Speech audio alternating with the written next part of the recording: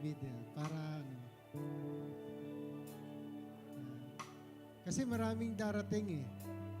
The angel said, no? Andyan sila, no? Paparating. Pabayaan niyo sila sa sulok. At dito kayo sa best seat na inihanda ng Lord. Yung nakikita kayo, yung beauty nyo. Amen. Ang gaganda nyo naman. Ang gagwapo. So, sige, let us pray. Thank you, Holy Spirit. Thank you, Father God. Heavenly Father, I thank you for the morning, the bright sun, that really, O Lord, naramdaman namin ang init kung paano ka magmahal sa amin. Naramdaman namin yung init ng araw, O Lord, sa umagang ito. And thank you also for the dark days na naranasan din namin, O Lord. Yung pagbuhos ng malakas na ulan na bumaha, O Lord, dito sa bansang United Arab Emirates. We pray, O Lord, that the protection, whether there is a storm or the sunlight, it's still the same protection that you are giving to each of every one of us.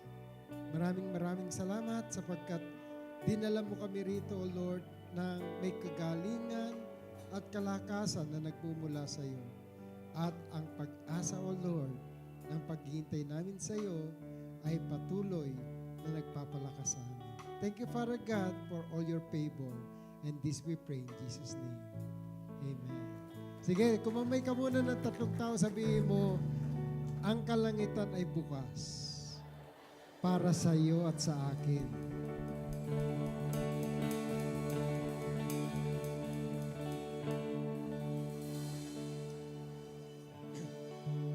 Praise and glory to God. Hallelujah. Sino rito excited na maranasan ngayon ang open heaven? By the way, ano ba yung heaven? Sino nakakaalam? Ano ang heaven sa inyo? Sabi ng Lord, heaven and earth will pass away, but not my word. Tama po ba? Sinabi ba yun ng Lord? Nabalitaan nyo? O sino rito nakabasa? Heaven and earth will pass away, but not my word. So, ibig sabihin, kahit ang heaven, kahit yan ay buksan ng Lord dito sa lupa, maranasan natin, lahat ng yan ay mawawala. Pero hindi ang kanyang salita.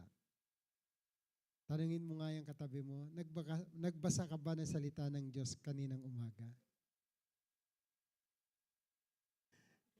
Did you do your devotion? Hallelujah. Yan ang importante kasi hindi mawawala yan, sabi ng Lord. Heaven and earth will pass away, but my word will never pass. Amen. So, meron akong kodiko rito kanina na sinulat. How to experience heaven here on earth. Nung kausap ko ang Lord, sabi niya, sulat mo. Normally kasi hindi ako nagsusulat. Sabi sa akin, sulat mo. At ito yung 4 na binigay niya sa akin kanina. Nakalimutan ko tuloy yung iPad ko.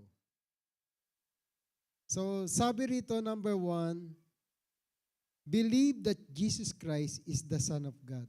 Let's read our topic for today, yung verse natin. John chapter 1, beginning verse 47.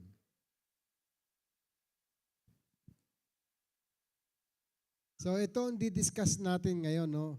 How to experience heaven open. Kailangan may maibabalita kayo. Amen? Kasi kapag hindi nyo nararanasan na-experience, wala kayong mababalita. Ay, sinabi ni pastor ganito. Ay, sinabi ni pastora ganito. Ay, sinabi ni ano. Hindi nyo na-experience, hindi maganda yung balita. Amen. So today, I pray, honestly pray sa Lord na ma-experience nating lahat ang open heaven dito sa lugar na ito. Kagaya ng nasa lugar na nanonood, kung saan ka man nanonood, huwag mong ililipat ang channel. Amen. Huwag ka mag-i-scroll muna pababa o pataas. Stay tuned because the heaven will be open also unto your place. When Jesus saw Nathanael approaching, he said to him, or said of him, "Here is the true Israelites in whom there is nothing false." Sabi mo nga sa katabi mo, alam mo, puro katotohanan lang ang nasa loob mo. Tingnan mo sa mata. Ang nakikita ko sa kalooban mo, puro katotohanan lang. Hindi ka marunong magsinungaling. Sabi ko, tingnan mo sa mata. Sabi mo sa katabi mo, bawian mo siya, ikaw din. Walang kasinungalingan sa loob mo. Sino rito yung nabubuhay sa ganoon? Taas nga ang kamay. Sige, nakatingin ang langit sa atin. Open heaven. Lord, wala nagtaas ng kamay. Sila ay nasa katotohanan lamang. At pawang katotohanan po ang iyong mga anak. Which is true.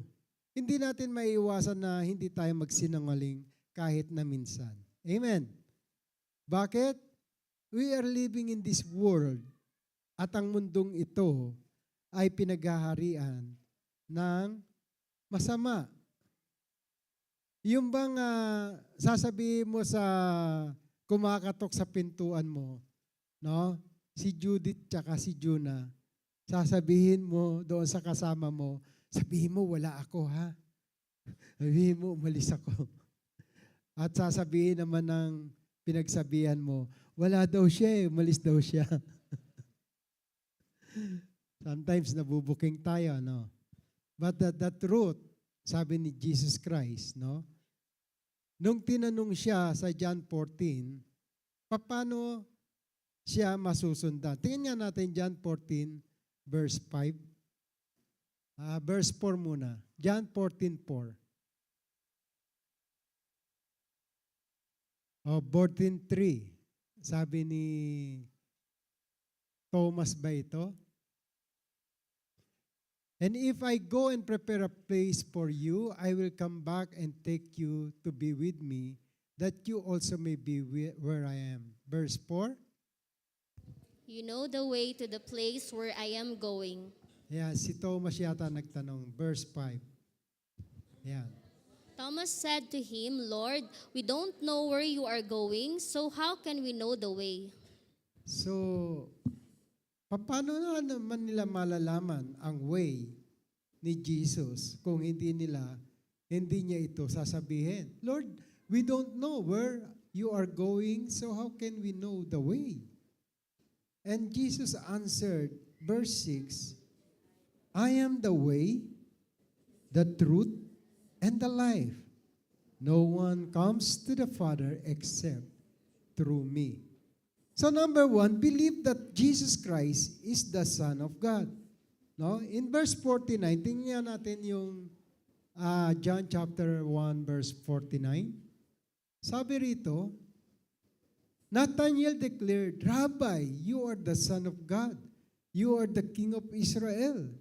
So he believed that he is the Son of God. Sabihin mo sa katabi mo, number 1, para ma-open ang heaven, you believe that Jesus is the Son of God. Kasi kung hindi mo paniniwalaan, walang heaven na ma-open. Amen? Pag na-open ba ang heaven, ano mangyayari?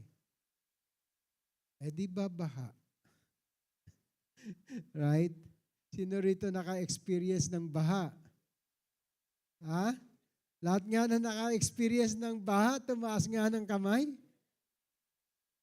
Nilakaran niyo ba ang baha? Wow! Ang dami, ano? O, sino naka-experience 1 hour naglakad? Isa lang? 2 oras? 3 oras? 4 na oras? Wala! Grabe. Alam nyo, ang paglalakad pala sa pagpapala ng Lord, kapag nalakaran mo, after that, maginhawa ang iyong pangangatawan. Amen? Mahirap pala. Naglakad ako 7 hours from Sharjah to Dubai. Sa gitna ng baha. Hanggang bewang, tapos tuhod. Binigyan ako ng wisdom ng Lord. Huwag kang magbabad. Nakita ko yung island sa gitna ng karsada, tuyo. Umahon ako roon at doon ako naglakad. Matiwasay. Pero before that, ang lakad ko, pamula bewang, hanggang tuhod, hanggang sa makarating ako ng Arquiada. Arquiada Station, alam nyo, nag-aantay na sana Sister Paula at Sister Jomi. Pero hindi pala sila nakakausad dito sa may Dira pa lang dahil sa traffic. So sa Arquiada, bukas pala yung sabi ni Pastora Lani, bukas yung metro. Aba, nung malaman kong bukas ang metro hanggang alas 3, alas 10 pa lang naman ng gabi, umakyat ako. Alas 10 nga ba yan? Alauna pala. Umakyat ako. Tama, mga 1 o'clock. Wala pa, mga 10, 11, ganyan. Umakyat ako. Pag akyat ko roon, aba, may dumating na tren. Wow, tuntua ako. Pagsakay ko ng tren, after 3 station, terminated. Baba na naman ako. Pagbaba ko, nakita ko hanggang tuhod na naman. Lord, salamat. Pagod na po ako. At yun nga, naulanan ako, nabasa yung damit ko dahil nabuslo pa ako. Alam niyo yung nabuslo? Yung hindi nyo, alam nyo nilalakaran nyo, biglang lalim. No? Naganon ako. Sabi ko, kaya ako dumiretso umuwi ng Dubai kasi nabasa ako eh. At noong nandoon ako, sabi ko, diretso ko na ito. No? Wala na akong magagawa eh. So hanggang, Salaudin.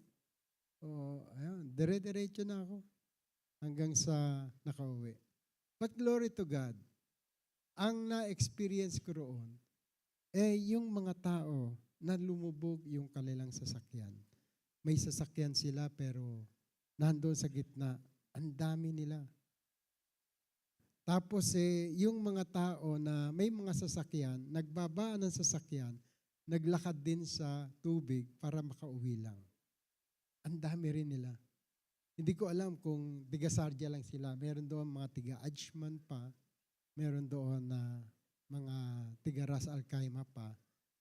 O baka may tiga-Fujairah pa galing ng airport. So I don't know. Sabi ko, Lord, pinakita mo ito sa akin. Yung hardship ng nabaha. And then I do believe that you are God. Si Nathaniel, hindi niya alam, nung siya ay tinawag ng Lord, ng kanyang kaibigan na si Philip, hindi niya alam na merong plano ang Lord sa kanya. Amen? And the reason why pinaparanas ng Lord sa atin ito, para makakilala natin na may Diyos na buhay na nag-iingat sa atin. At nakakakilala sa atin. Amen. Sabi niya kasi, I will never leave you nor forsake you. Ibig sabihin, yung salita niya ay hindi mawawala kailanman. Yun lang ang parati kong iniisip. I will never leave you nor forsake you. I will never leave you into this battle. Parating yung tandaan yan. Greater is He who is inside you than the devil who is in this world. Kaya kahit na ano ang nasa paligid at nakikita nyo, dinadaanan nyo, lagpasan nyo. Daanan nyo yung bagyo na yan. Sabihin mo sa katabi mo, daanan mo yung bagyo na yan. When Jesus called Nathanael, he knows him. Nasa ilalim siya ng puno at alam ng Lord kung ano iniisip na Nathanael. Kaya sinabi niya kay Nathanael sa verse 48, sabi ni Nathanael, "How do you know me?" Nathanael asked. Jesus answered, "I saw you while you were still under the fig tree before Philip called you." Pwedeng may problema si Nathanael. Pwedeng nag-iisip siya about his future. Pwedeng iniwanan siya ng girlfriend niya. Pwedeng naghahanap pa siya ng girlfriend niya. Marami tayong pwedeng isipin kung ano yung iniisip ni Nathanael doon sa ilalim ng puno ng fig tree. But Jesus knows him very well. Kaya noong sinabi ni Jesus ito, Nathanael asked, no? Sabi niya, "I saw you while you were still under the fig tree before Philip called you." Pwedeng may problema siya, pwedeng wala. Pero ang isang katotohanan dito, alam ni Jesus kung nasaan siya at kung ano ang iniisip niya. Sabi mo sa katabi mo, bago kita tinawag dito, alam na ng Panginoon kung ano problema mo.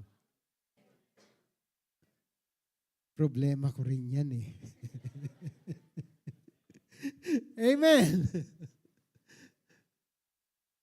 So, sabi rito ni Nathanael, nung malaman niya na alam ng Lord kung sino siya, sa verse 49, naniwala siya.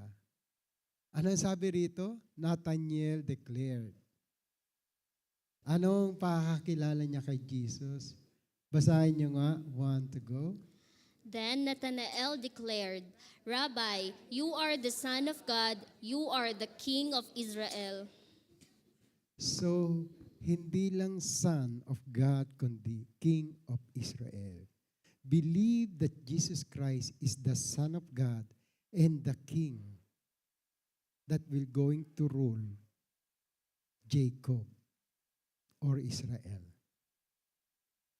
Sabihin mo, si Jesus gusto niya. Sabihin mo sa katabi mo, si Jesus gusto niya. Paniwalaan mo, siya ay hari. Sino rito takot dito sa hari dito sa bansang UAE? Ha? Sino rito takot dito sa presidente ng UAE? Kung ikaw nasa Saudi Arabia, matatakot ka sa hari ng Saudi. Kung ikaw ay nasa Pilipinas, natural lang na igalang mo at katakutan mo ang presidente ng Pilipinas. Kung ikaw ay nasa Canada, yung presidente ng Canada o Australia, kung sino man ang namumunong prime minister o mga hari doon. Amen? Bakit? Kasi gusto mo matahimik at mapayapang buhay. Kaya paniniwalaan mo kung sino nag-rule doon, no matter what. Susundin mo sila. Amen? Kaya si Jesus Christ, hindi lang siya pinaniwala ang teacher. Sabi diyan, Rabbi. Pagkatapos, sinabi niya, Son of God. At pangatlo, sabi niya, King of Israel. So, ang title na ito ay isang tao lamang ang nagdadala noong naniwala si Nathanael kay Jesus. Number one, ano sabi niya? He declared Rabbi. Ibig sabihin, siya yung magtuturo sa kanya. Willing ka bang magpaturo? Sabi mo sa katabi mo, willing ka bang magpaturo? Call Jesus Rabbi. Amen. The power of the Holy Spirit. Call Him God. And call Him the King of your life. Kasi, if you don't believe in these three na attributes o yung tawag sa Kanya, look what Jesus said in verse 50 kay Nathanael. Basahin niyo, 1 to go. Jesus said, "You believe because I told you I saw you under the fig tree. You shall see greater things than that." Now, number 2, in order for you to experience heaven, open heaven here on earth, believe that nothing hides from God. Your past, your present, and your future, alam ng Diyos. Amen? Walang natatago, walang nalilihim sa Diyos. Kaya nung sinabi ni Jesus Christ, no, Nathanael, you believe because I told you. Kaya yung binabasa nating Bible, it refers to our life, our past, our present, and our future. Hindi yan buhay ng katabi mo. Sabi mo, walang pakialaman. Ang nabasa ko para sa akin, hindi para sa iyo. Amen. Kapag ang salita ng Diyos tinanggap mo, masakit yan talaga. Huwag mong sabihin para ito doon sa kapitbahay mo o para sa kabilang Kristiyano. No. It is for you to grasp and to, to love the world. Hindi itong mundong ito. So, balikan mo uli yung katabi mo, walang pakialaman. Yung devotion ko ngayon, para sa akin yan. Amen. Amen. Hindi para sa iyo yun. Para sa akin yun. Kung nasasaktan ka sa salita ng Diyos, para sa iyo yun. In order for you to change. Kasi ganun yung nangyari sa buhay ni Nathanael. Nung sinalita ng Lord, nakita kita sa ilalim ng puno, ano man ang ginagawa mo ron, huwag mong tingnan si Philip. Ano sabi ni Nathanael? Ginismis mo pa ako dito sa Lord. Paano niya nalaman kung sino ako? So, bago pa lamang nakapagsalita si Philip noon, sabi ni Jesus, kilala na kita bago ka pa lamang tawagin ni Philip. So, yung katabi mo, kung siya yung nagyaya sa iyo dito sa church, huwag mong sisihin. Pasalamatan mo. Kasi naman ikaw, niyayayaya mo ako. Alam ko naman na si pastor pag nag-preach, ang tagal. Ang haba ng preacher niya, makakatulog na naman ako. Amen. Sabi mo, I thank you. Sabi sa katabi mo, I thank you. Kasi katabi kita ngayon. No? Kaya yung mga kaibigan na nagyayaya kayo sa inyo sa church, mararanasan mo ang open heaven kapag ikaw ay naniwala na walang imposible at walang na-hide sa Lord. Number 3, believe you can see greater things. No? Sa verse 50, sabi rito, you shall see greater things than that. Paniwalaan mo na yung sinabi ng Lord Meron pang higit diyan. Yung nalaman niya kung sino ka, alam niya kung saan ka patutungo. Greater things, hindi lang yung magkakaroon ka ng malaking bahay, maraming sasakyan, lahat yan nabubulok. No? Tuwan-tuwa ka, meron kang Prado, meron kang Land Cruiser ngayon. After 5 years niyan, hindi na uso yan. Makikita mo mga sasakyan dito, lumilipad. Na-enjoy mo ngayon, alright, okay. But the truth is, are you going to enjoy it for your lifetime? Maganda na i-enjoy natin ang buhay. That's good.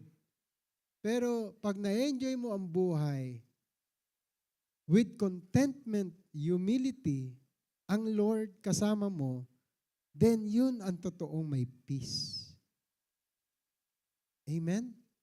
Kaya tandaan mo, kapag may peace ka at na-enjoy mo ang buhay, kasama mo ang Lord, that is the best life that you have.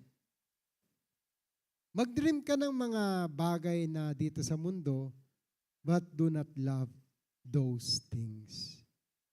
Katulad niyan, may mga nasalanta, may mga kasi naman, meron akong pera rito, kaya lang, pinag-iipunan ko to para sa bahay ko, o sa aking sasakyang magara, o sa aking So why don't you just pray and said, Lord, gusto kong tumulong, I want to bring peace in myself.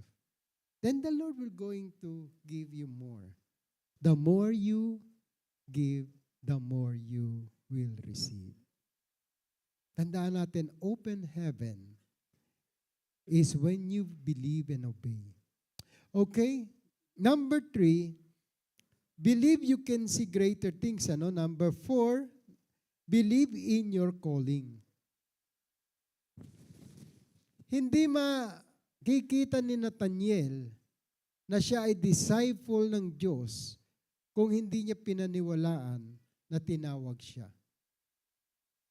Katulad ni Philip, Jesus called Philip and Philip called Nathaniel because Jesus knew already his disciple.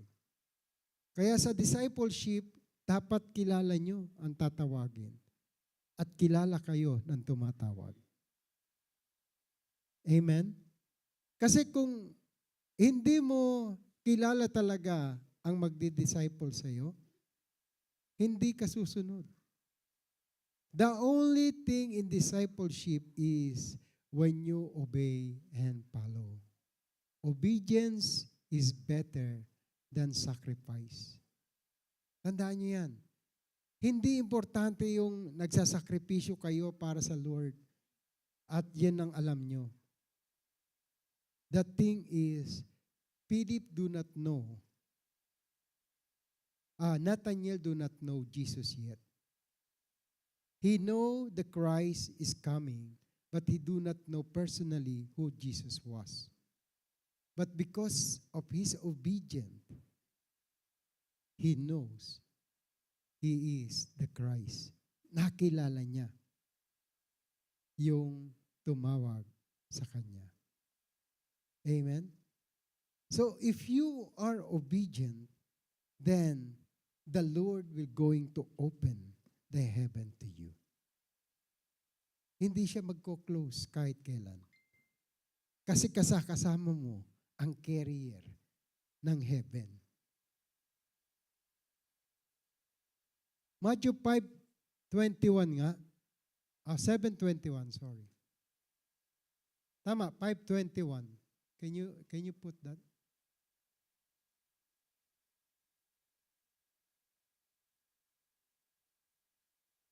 Uh, 5:17. Basahin nyo nga. 1 to go. Do not think that I have come to abolish the law or the prophets. I have not come to abolish them, but to fulfill them. So Jesus Christ is the fulfillment of the law and the prophets. Ano yung ibig sabihin niya dyan?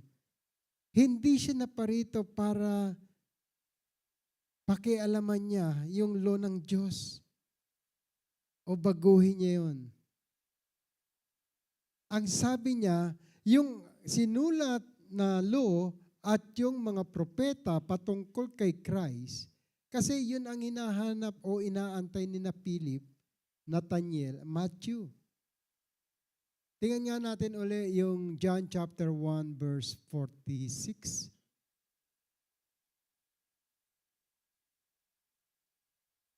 Basahin nyo nga. Nazareth, can anything good come from there? Nathanael asked. Come and see, said Philip. Before that, verse 45. Ano sabi ni Philip? Philip found Nathanael and told him, We have found the one Moses wrote about in the law, and about whom the prophets also wrote, Jesus of Nazareth, the son of Joseph. So, ibig sabihin, pinag-aralan nila about Christ. At nung si Jesus Christ na nagsalita sa Matthew 5:17, do not think that I come to abolish the law or the prophet. I did not come to abolish but to fulfill. Balik muli ron. So, sabi roon ni Nathaniel, Nazareth. Oh, Philip found Nathaniel. Okay, go back there. Philip found Nathaniel and told him, We have found one Moses wrote. Yung sinulat ni Moses. No? Sa panahon natin ngayon, si Jesus hindi naman nagsulat. Yung sinulat ni John. Yung sinulat ni Matthew. Yung sinulat ni, di ba? Yun yung pinag-aaralan natin while waiting for the second coming of our Lord Jesus Christ. Nakukuha nyo? Sino rito nag-aaral o sino rito nagbabasa ng Bible? So, you have the right to do it by yourself. Kasi darating ang Christ, hindi mo alam kung kailan. Hindi natin alam kung paano. Katulad ng panahon nila Nathaniel, nina Philip, nina Matthew, they do not know. But they read the scroll, they read the prophets writing, they read the law. And the law prophesies about the coming of Christ.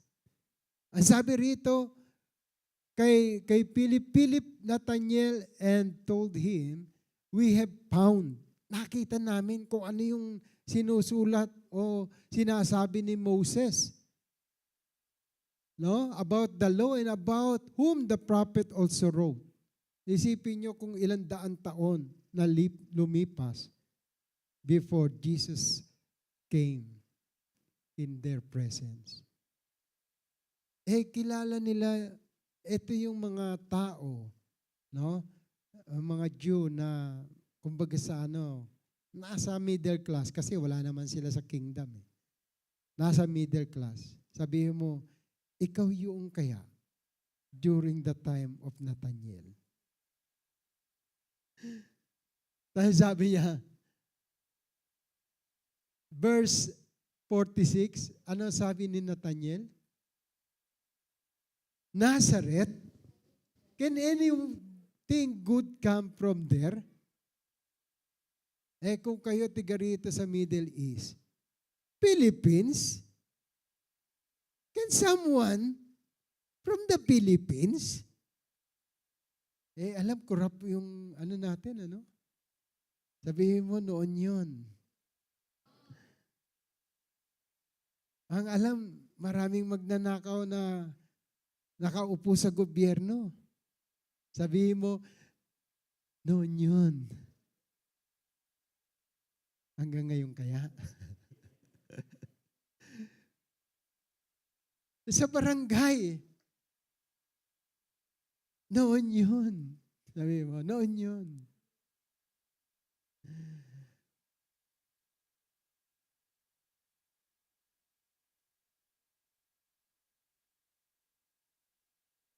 Maniniwala ka ba? Galing yan sa Tondo, doon yan lumaki. Galing yan sa Cavite. Naku, meron bang maganda o meron bang tao na good na galing diyan? Galing yan sa Ilocos, galing yan sa Bicol, galing yan. Naku, meron bang magandang?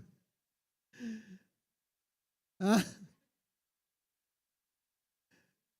Galing lang yan sa Bisaya. Galing lang yan sa... Meron bang maganda?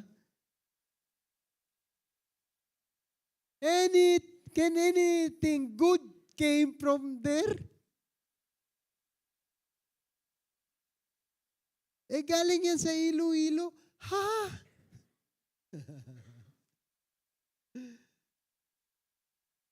So anywhere, may masama, may mabuti.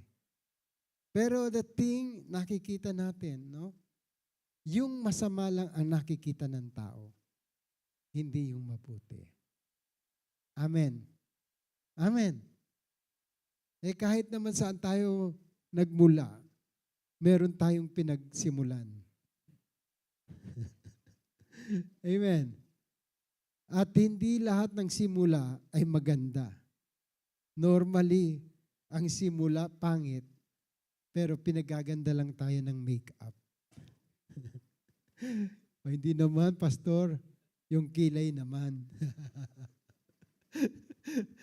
Anyway, pinagaganda tayo ng panahon dahil may nagtuturo sa atin.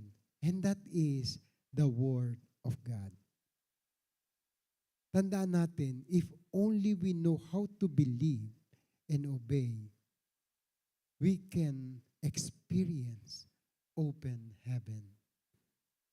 Nazareth, can anything good come from there? Meron. And that is the prophecy of Jesus before Jesus came. Because in Nazareth, sa Nazareth, doon, ang 3 wise men idinala ng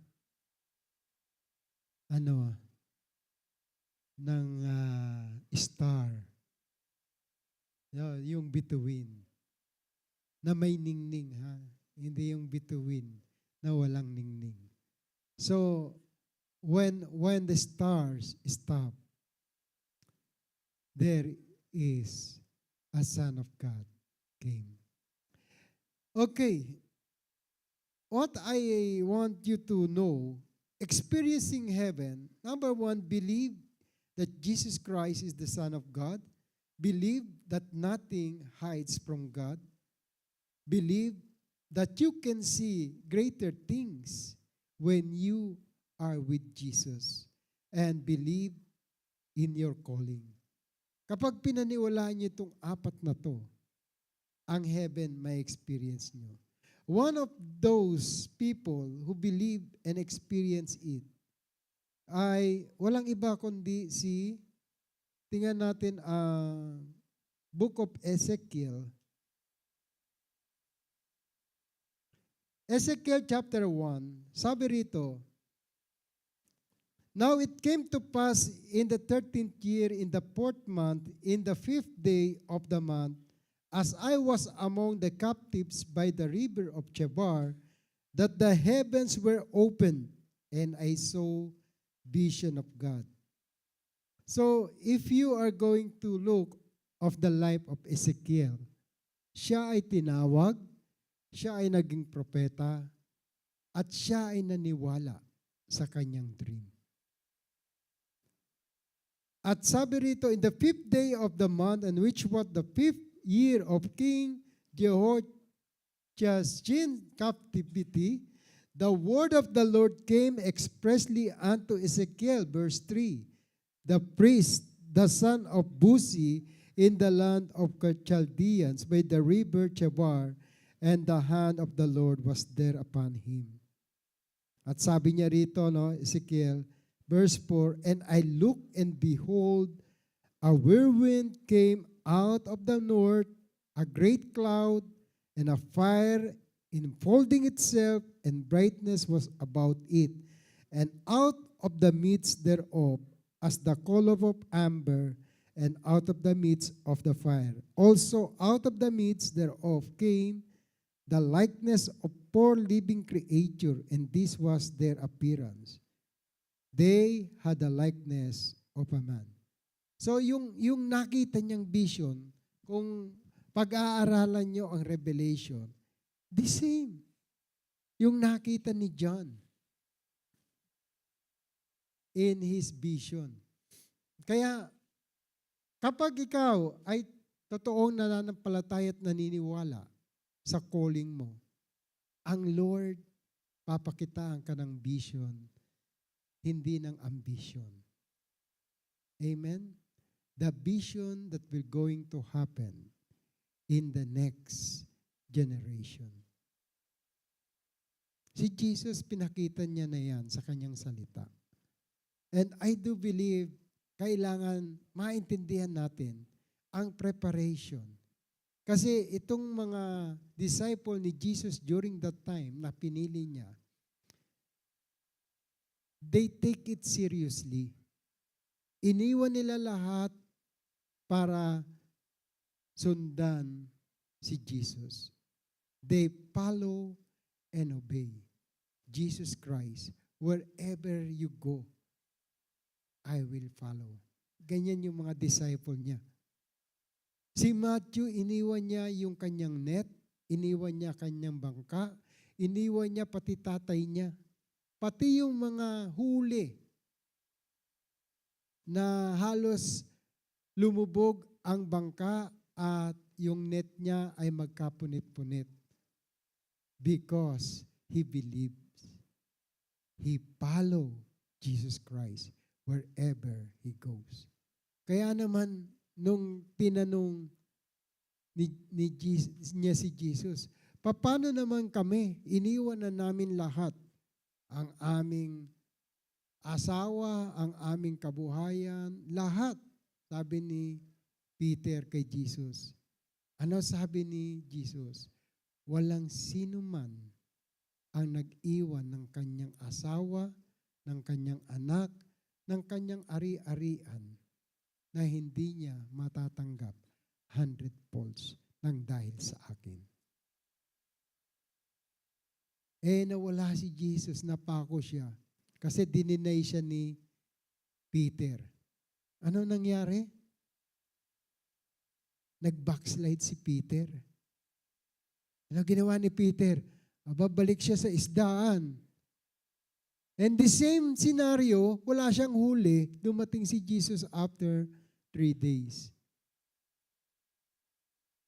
At the same scenario, nakahuli sila ng pagkarami-raming isda. Sabi ni Jesus, dalhin mo yan dito, Peter. Tayo ay mag-aalmusal. Nung dinadala nila yung isda, meron ng inihaw na tilapia. Tilapia ba yun? O may kasama pang tinapay. Sino rito ang mga nanghuli ng isda during the vacation? So, andon, sabi ni Jesus, halika, kumain tayo. Hindi kailangan ni Jesus ang huli mo. Ang kailangan ni Jesus, ang pagsunod mo sa Kanya.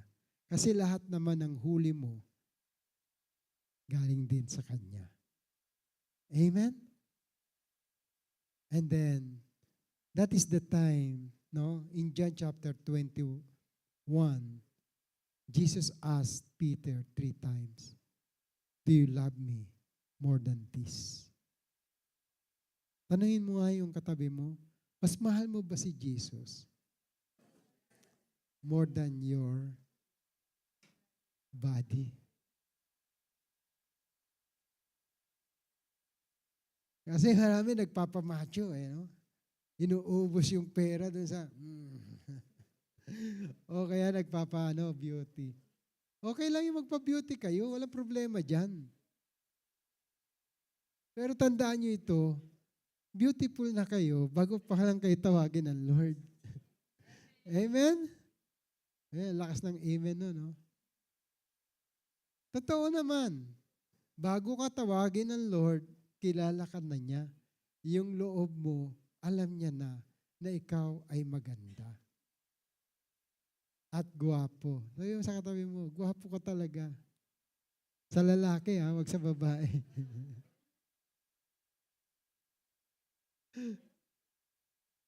So yun yung katotohanan. Kaya sabi ni Jesus Christ kay Nathaniel, totoo. Ikaw yung totoong tao. At siya ay nagustuhan ng ating Panginoon dahil nga sa kanyang paniniwala. Aba, pinaniwalaan niya si Jesus agad. Teacher. Son of God. King of Kings. King of Israel eh. Alam niyo ba si Israel? Okay, isa pa. Tingnan natin yung kay Israel.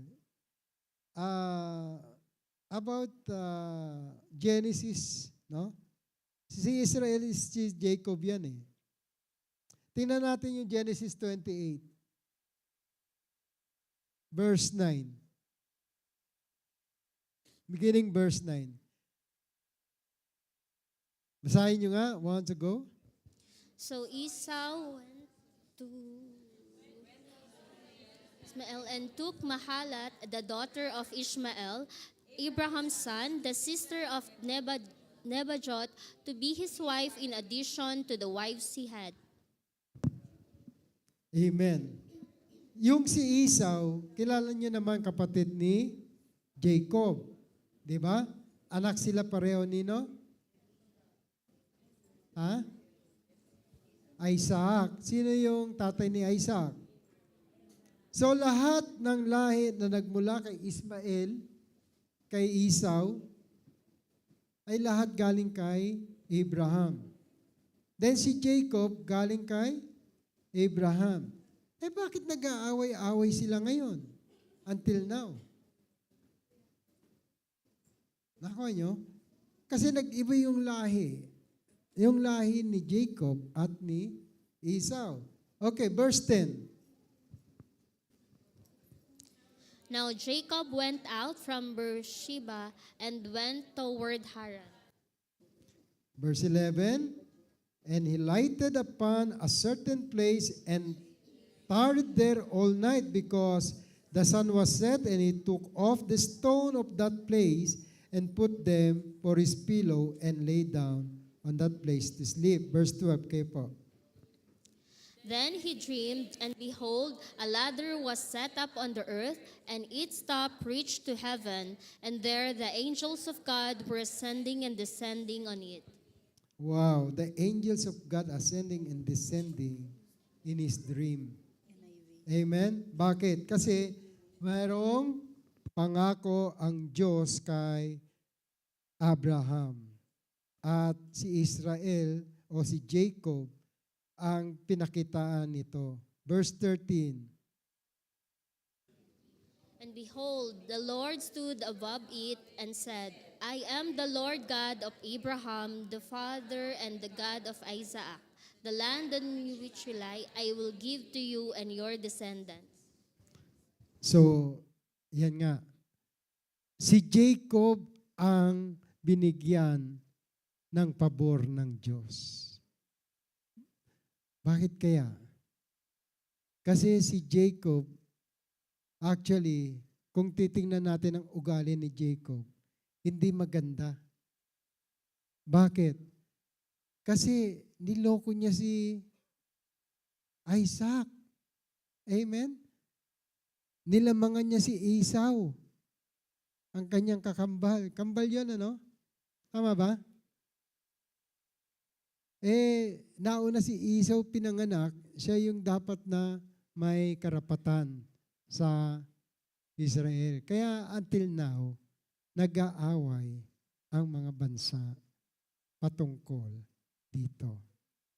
Amen? Kasi lahi rin ni Abraham. Nung pumunta si Jesus Christ dito, sabi niya, lahi rin ni Abraham ang mga tiga rito. And Kung makikita nyo, bakit ang yaman nila? Yun nga dahil the blessing of Abraham sa linya hanggang dito, sa mga taong nandito. But praise and glory to God, after ni Jesus Christ, hindi lamang sa Jew o sa mga tiga rito binigay ang Lord, pati na sa mga Gentiles. Sabihin mo, paniwalaan mo lang talaga. Ang tawag sa iyo ng Lord, ang calling mo ay great. Amen.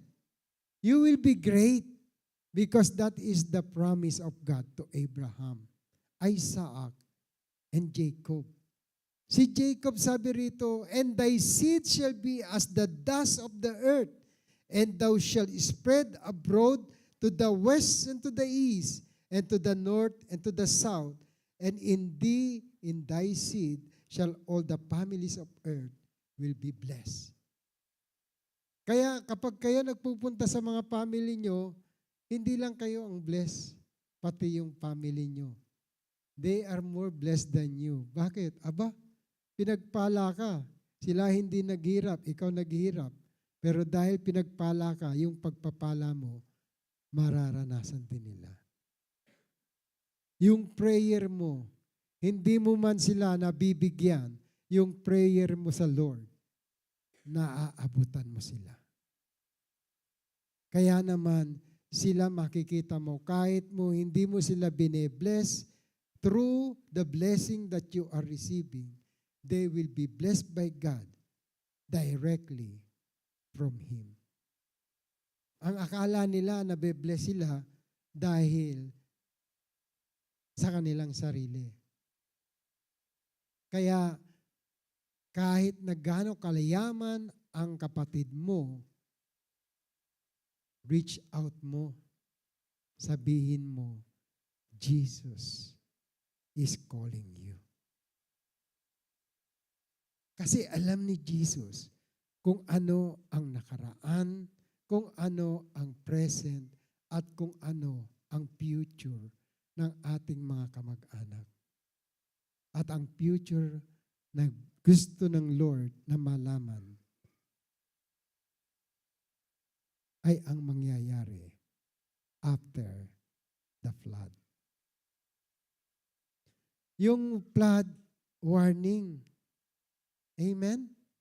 At sabi ng Lord, hindi na uli gugunawin ang mundo sa pamamagitan ng baha. Ano ang mangyayari? Ang gusto ng Lord, paniwalaan natin siya, only believe, and you will experience the open heaven. Ano yung open heaven ba? Ano ba yung open heaven? Let thy kingdom come. Sabi ni Jesus, kapag kayo nanalangin, let thy kingdom come here on earth as it is in heaven. Ano ibig sabihin yan? Yung paghahari niya na ating mararanasan sa pupuntahan natin, dito pa lamang sa lupa, maranasan na natin ang paghahari ng Diyos. Hindi yung maging masagana ka, open heaven. No. Hindi yan ang open heaven. Ang open heaven, yung nararanasan mo ang kalangitan dito pa lamang sa lupa. Ano yun? When Jesus returned, He said, peace be with you.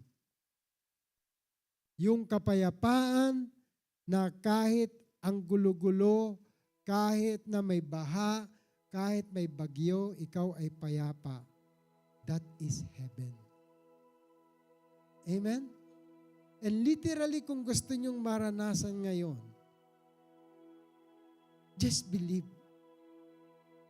Kasi ang heaven, you cannot see it. Tingnan natin ang sabi ni Jesus about heaven.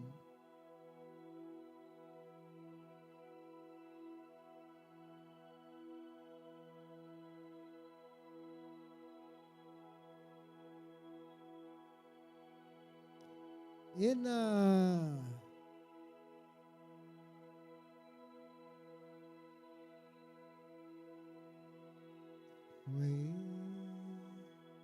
Nasaan na ba siya?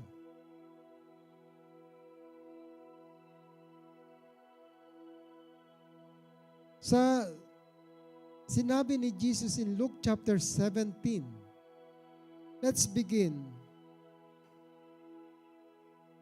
with verse 19.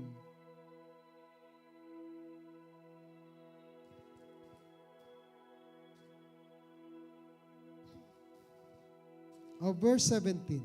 Let's begin with verse 17. Okay? Basahin nga natin. 1 to go. For he For he will will be great in the sight of the Lord and shall drink. neither wine nor Wait. Luke 17, not 1. Okay? And Jesus answered,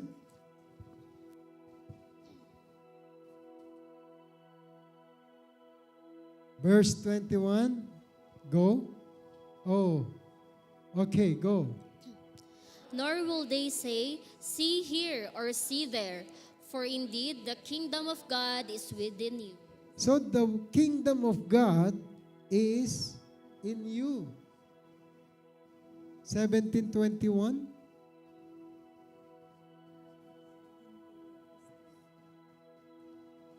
Were there not 10 clans? Is it the one? Luke 17 verse 20. 17 muna tayo, sorry. Luke 17:17. Jesus answered, said, were there not 10 clans, but where are the 9? 18. Kayo po. Were there not any found who returned to give glory to God, except this foreigner? So tayo ay foreigner dito sa mundo. Amen. Pinagaling ko 10. Bakit? Kayo lang ang bumalik. 19. And he said unto him, Go your way, your faith has made you well. yung pananampalataya nyo, yung belief, yun ang nagbigay sa inyo ng kagalingan. Amen. Verse 20, and when he has demanded of the Pharisees, The kingdom of Kayo God po. would come. He answered them and said, the kingdom of God does not come with observation. verse 20, before verse 21, verse 20, go ahead. Now when he was asked by the Pharisees when the kingdom of God would come, he answered them and said, the kingdom of God does not come with observation. So hindi yung kingdom ng Diyos aantayin nyo with observation. Sabihin nyo, open heaven, meron ako. No. The open heaven, you cannot see it by observation. Amen? Sige, basahin natin itong verse 21 na nakatayo tayo lahat. 1, 2, go. Hears or see there, for indeed the kingdom of God is within you. Verse 22, and he said unto the disciple, the days will come when you shall desire to see one of the days of the Son of Man, and ye shall not see it. Verse 23, and they shall say to you, see here or see there. Go not after them, nor follow them. For as the lightning that lighted out of the one part under heaven shined unto other part under heaven, so also the Son of Man be in this day. But first must he suffer many things and be rejected of this generation. Verse 26, as it was in the days of Noah, so shall it be also in the days of the Son of Man. So, ang makakakita talaga ng pag-akyat at pagbaba ng anghel sa langit, yun lamang nananampalataya sa pagdating ng ating Panginoon. Do you want to see the kingdom of heaven right now. Just close your eyes. If you really believe that Jesus Christ is the teacher, not your pastor, Jesus Christ is the Son of God, not just a prophet. Jesus Christ is the King of Jacob or Israel. Then close your eyes. Sabi kanina ng ating devotion, the one who raised hand is the one really believe.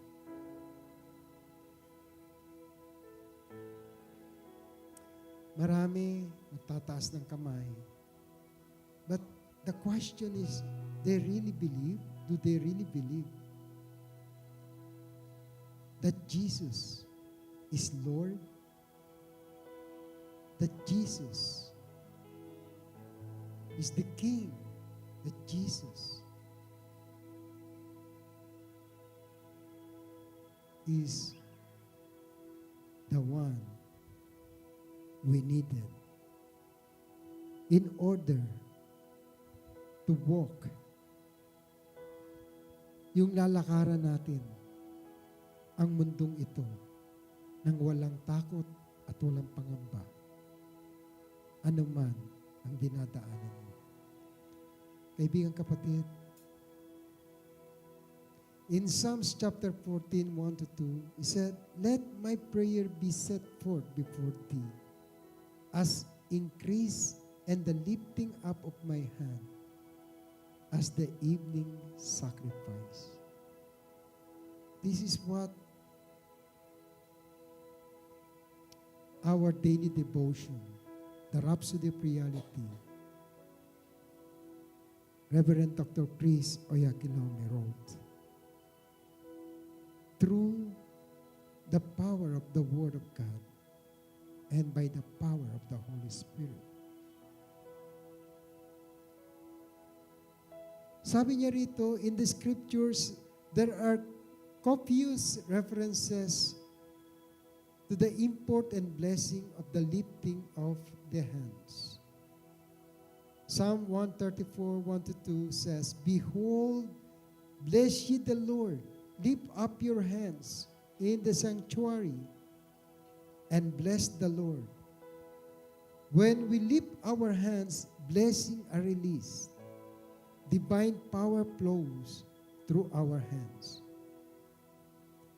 Sa oras na ito, habang kayo nakapikit, nakayuko, why don't you follow and obey what David did in Psalms? He lifted the hands to experience heaven open. Wherever he prayed, God answers prayer. Oh, hallelujah. Hallelujah. Kung ikaw may sakit,